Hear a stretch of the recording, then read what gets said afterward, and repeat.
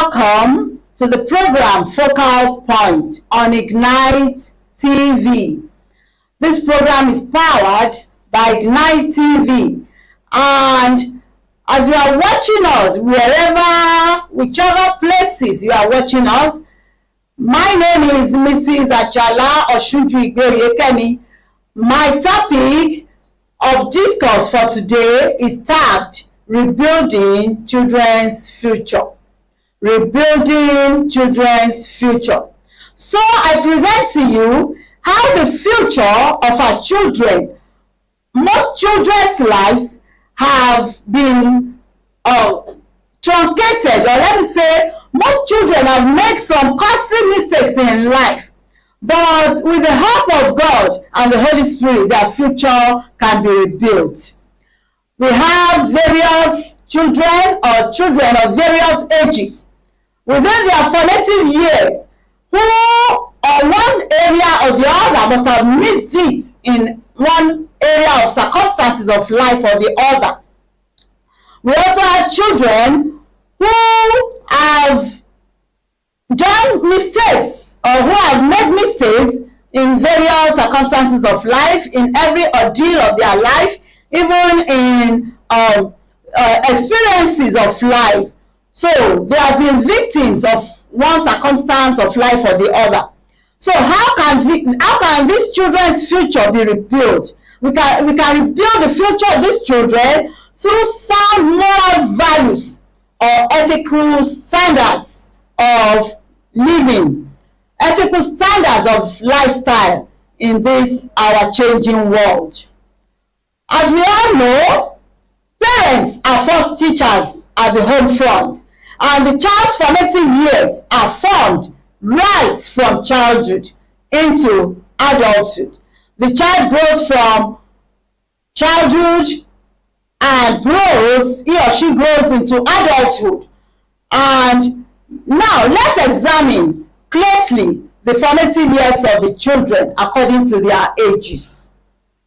From age 0 to 2, the child learns little manners like nursery rhymes being recited into his or her ears, which gives him or her the consciousness of mannerisms and social living with interaction with our peers at that level. Age 2 to 4, the child learns values like showing kindness to animals. He is nature conscious, he or she is nature oriented, and he learns values and etiquettes like gardening. Maybe the parents are doing some gardening in the house, like showing value, the children showing values and etiquettes like gardening, or showing kindness to animals like giving dogs food or growing to love animals. Then age 4 to 6, the child learns moral stories. He can learn moral values from bedtime stories told by the mother or the father. And he learns courtesies, respect, honesty, and truthfulness in all his formative years or her formative years. Then ages 6 to 10, children begin to be nature conscious and learn cooperation and respect from the family front, like the family bonding, which is extended to our immediate world and environment, towards our classmates and others around him or her. Then ages 10 to 16, these are the preteens and the teenagers.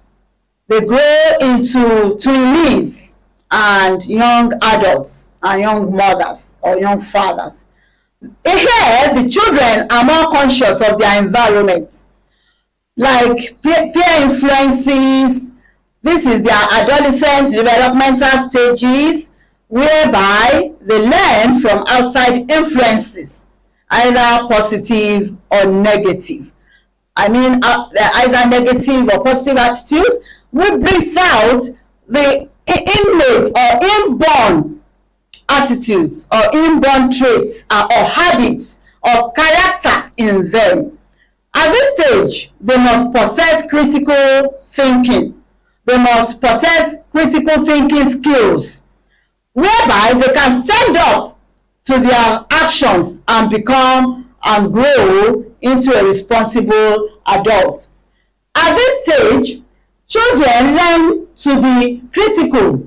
They are analytical in the sense that they can interpret better, they can analyze, and they can evaluate, and they can explore their world.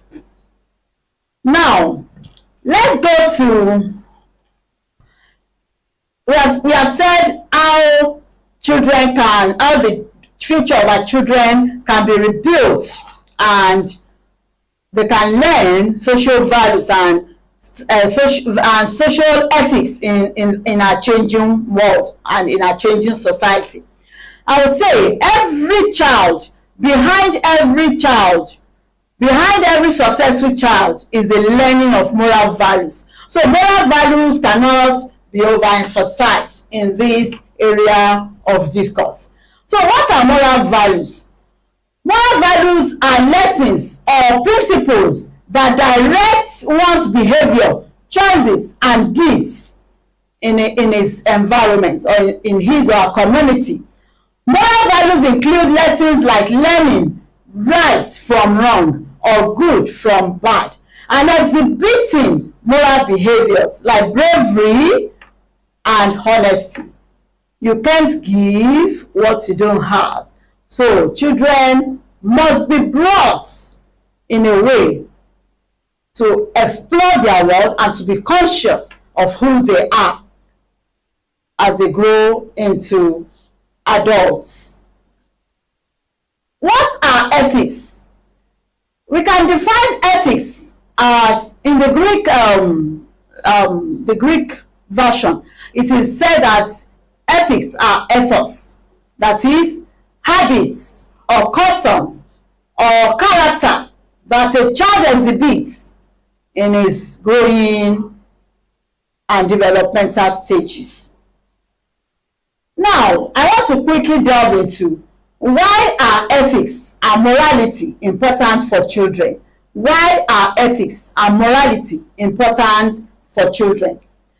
Teaching kids good values and responsibility helps them to think from other people's point of view and other people's perspective. It helps them to know their purpose in life. For a child to be trained from childhood to adulthood, he or she must be conscious of who he wants to become. He must be conscious of the kind of environment he grows into. And he must be conscious of the purpose and plans that he is cut out for. He is cut out for a purpose in life, so he must realize and he must be conscious of this reality while growing into adulthood. Children find their purpose for living and what good things they need to do to others in the society. This is where compassion, we are still going to talk about the different types of morals or moral values that is being expected in a sound and a society that has a kind of cultural beliefs in ideologies of social values. Now, moral values also help children to be more selfless and put the needs of others before theirs. So moral values give children perspective, make them strong, and transpires firm beliefs in them, which makes them work very hard and have courage when they are facing challenges in life.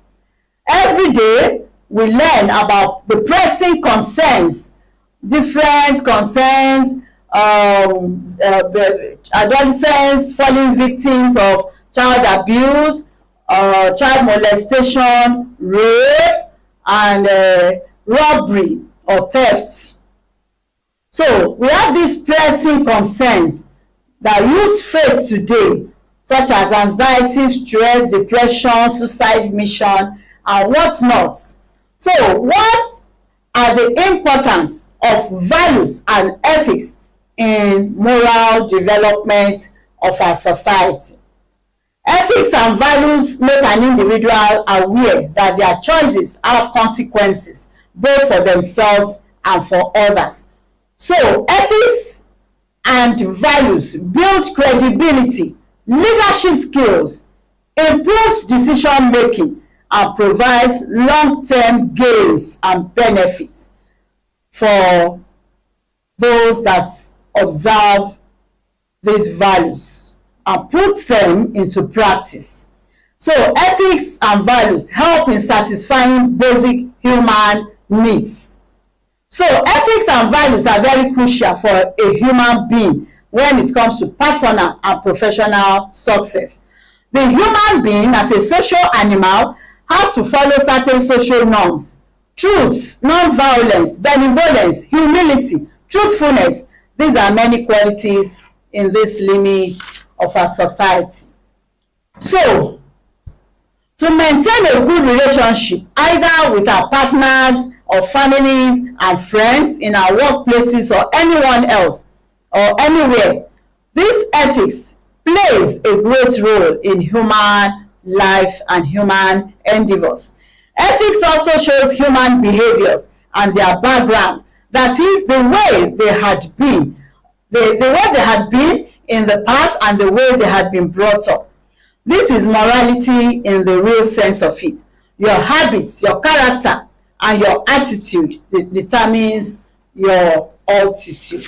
So the English expert says that your attitude will determine your altitude. And a psychotherapist said once that success is a targeted effort guided by discipline. So children need to cultivate these moral values and high societal standards for their all-round development as humans in a changing world. Every individual should have manners and ethical principles to live a life worthy of emulation and a reputable life. We have work ethics as well. We have professional ethics. We have code of conduct in an organization or the society whereby we live in. So the upstanding values and ethical morals or moral standards are easy to recognize, as is the organizational or societal standards which they employ in value-based business decisions and ethical guidelines. These must be adhered to by all and sundry. All these are benchmarks for successful organizational goals. Those who agree to accept less can have an adverse effect on their companies or their organization or the society at large and the rest of the world. An English adage says, it takes a village to raise a child. We Yoruba people, in the Yoruba parlance, we say that ojú kan ló ń bímọ, ìgbà ojú ló ń wò. So we believe that it takes a village to raise a child. Once we have imbibed or inculcated discipline at children, they go out to portray and to exhibit these behaviors in the outside world or the environment where they belong, either now or in the future. So, as parents, we must instill and inculcate these values and ethical behaviors in our children right early in life. And as they grow in various developmental stages of life, they will not depart from it. I would like to quote the biblical or scriptural verses, which says in Proverbs chapter 22 verse 6, train up a child in the way he or she should go, and when he grows or she grows up, when he or she grows older, she will not depart from it. And Proverbs chapter 3 verse 12 and Proverbs chapter 29 verse 17.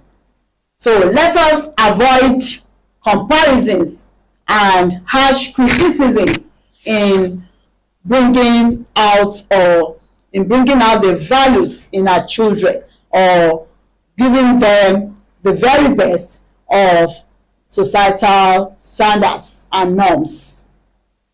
Now, I would like to just give some to buttress my explanation. Let me cite some examples in our changing world of a victim that just happened in the school setting where I teach.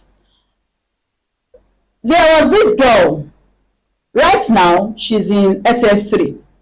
She was raped about 3 weeks ago. So she came to me to confide in me that she was raped by a man, that the man is a known figure in that environment, but that he cannot really, the girl said she has never had any encounter with the man, but he normally sees her around on their street.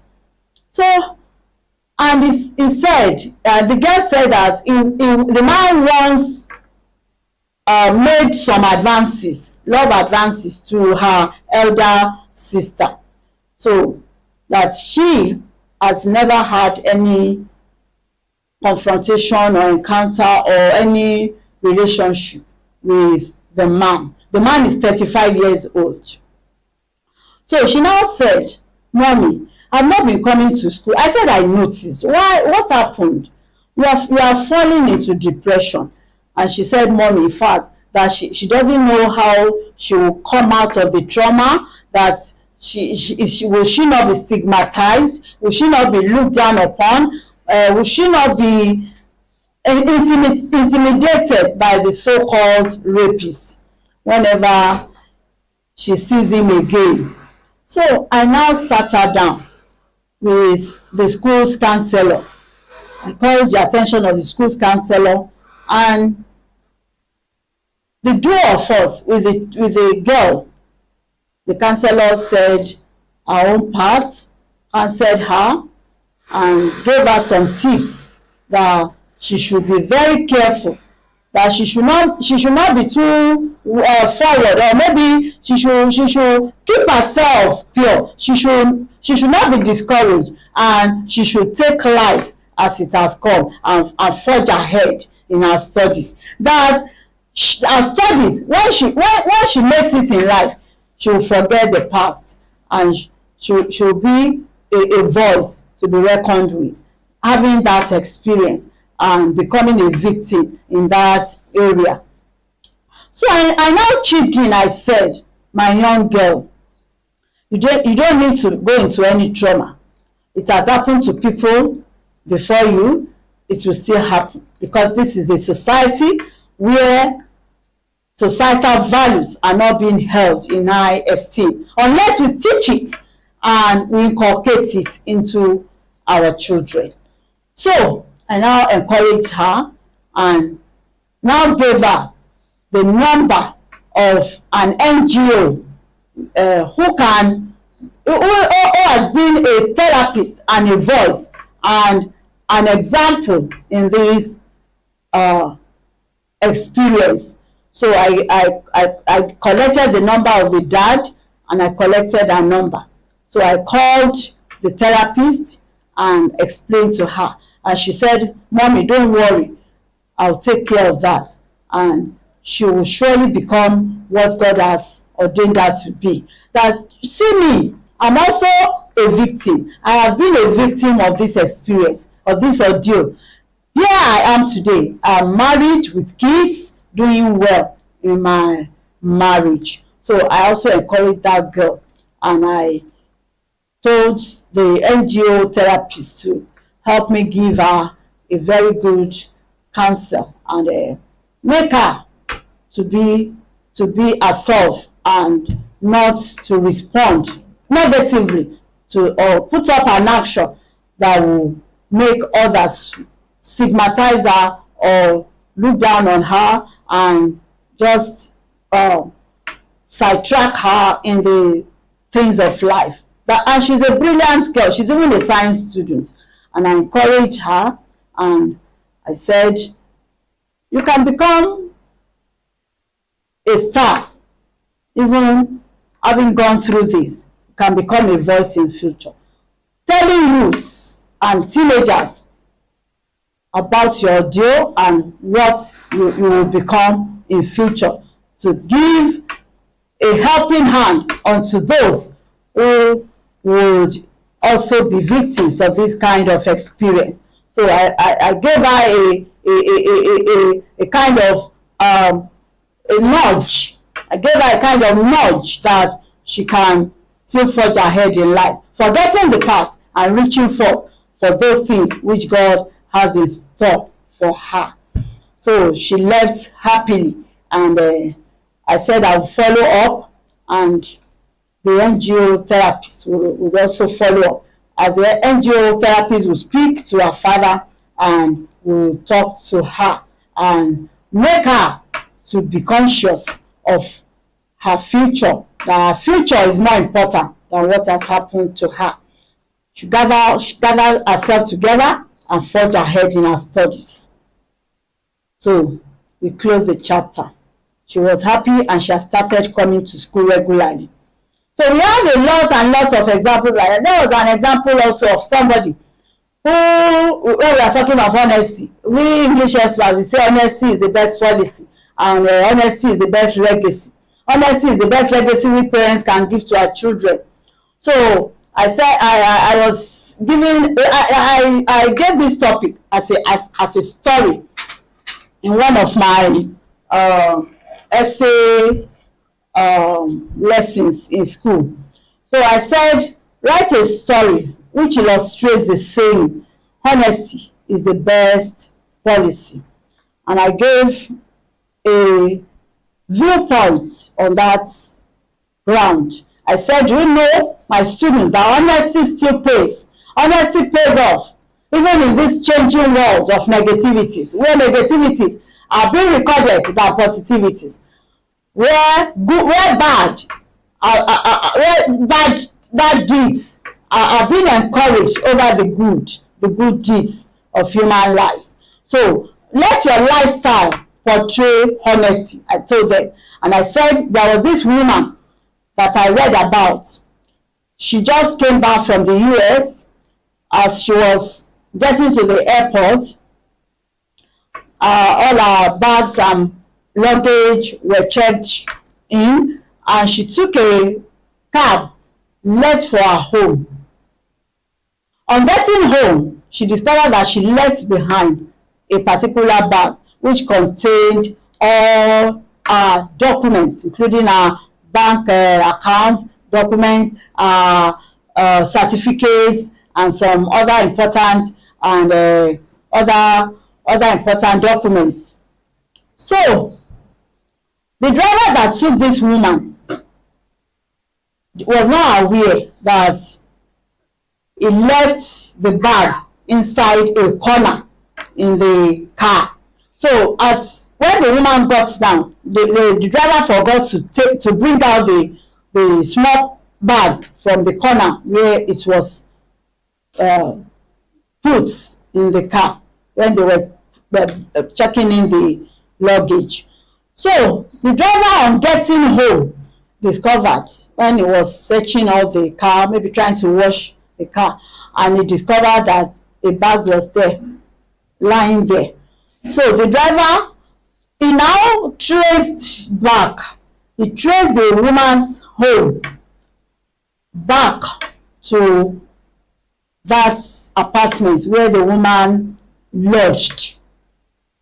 So the next day, the driver took the bag to the woman, and I want to tell you, that was the beginning of a turnaround for that driver. The woman engaged her in a company, gave her children's scholarship. That can we still find some honest people like this in this our country? It was indeed a plus to the integrity of this driver, and that attitude, that honest attitude, changed the story of that man entirely. So I now told the students, you too can be better. Make this world a better place. Give your quota. Contribute your positive influence. Be a positive influencer of your world. And let's have a changing world. The change starts from you and me. Let's start from our home front. Let's start from our nation. Let's start from our communities. And we'll have a better world. Now, I'm rounding off. I'll be with you in the next edition of this program, because it is a full-fledged lecture, and we have a lot to learn. Now, I'm rounding off with this point of view. Look at this world where we live in.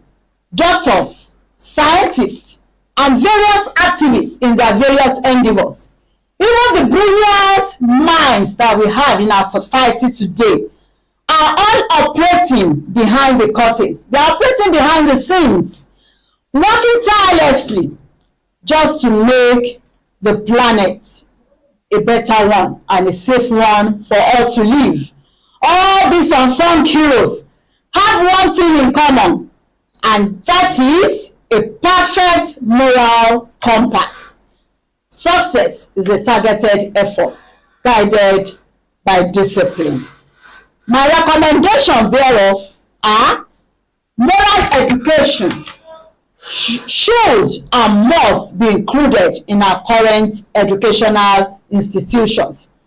As an educator, as a language expert, I believe that inculcating discipline in our society will go a long way in teaching our young, the youths, moral values from our homes and from our societies and from our various communities.